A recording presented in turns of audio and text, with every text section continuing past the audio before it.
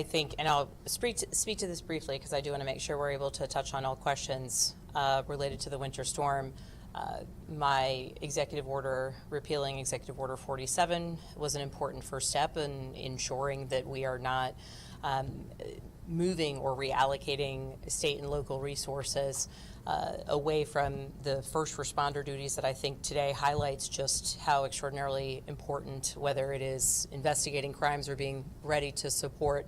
a community in need, that the prior executive order number 47 had created some real challenges. Ultimately, I am looking into every step forward that we can take as a Commonwealth to ensure that our communities are safe and protected, and that any efforts to any law enforcement activities within the state are understood to be what they are. Frankly, the fear and concern that we've seen in other places where people without any sort of designation, unannounced, wearing masks are